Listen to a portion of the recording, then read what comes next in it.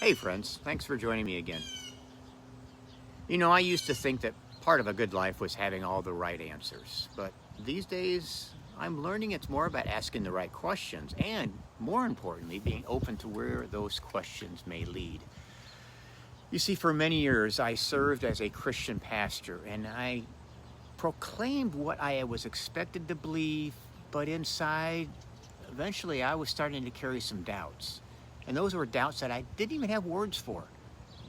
It took me a long time just to recognize that dissonance in me, and an even longer amount of time to give myself permission to even question it without being overwhelmed by guilt. And one of the turning points for me came through season 3 of my son's podcast, Finding My Religion. Across 6 episodes, he asked me tough, thought-provoking questions. Now, I already knew where I stood today, but those conversations gave me the chance to sort of step back, trace the journey, and really see how I got here.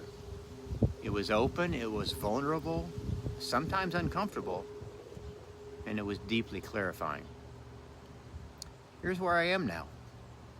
I honor my past without denying the struggle in it, but today I'm grounded not in Christian practice, but in Buddhist principles that give me practical ways to live with presence, steadiness, and compassion.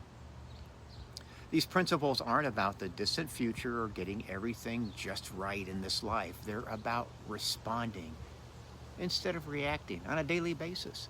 It's about seeing life as it really is rather than as I want or expect it to be. And it's about practicing loving kindness, even when impatience or judgment comes knocking. Here's an example. Not long ago, I was stuck in a painfully slow checkout line. My old self would have become agitated. Instead, I paused, I breathed, and I thought not about myself and my self-importance. I thought about the woman behind the register, probably on her feet all day long doing the best she could. And I left that store peaceful instead of upset or agitated. Now, that may not sound very dramatic, but to me, it's the kind of everyday miracle I want now. You know, today I don't claim to have all the answers, but what I do have is a path that helps me live a little more honestly and to love a little more freely. Thanks again for joining me. If you'd like to read this reflection instead, or if you'd like to subscribe to get my weekly posts straight to your inbox, just click the link in the description. I'll see you next week when I share some of the simple practices like breath and mindfulness that keep me steady day to day.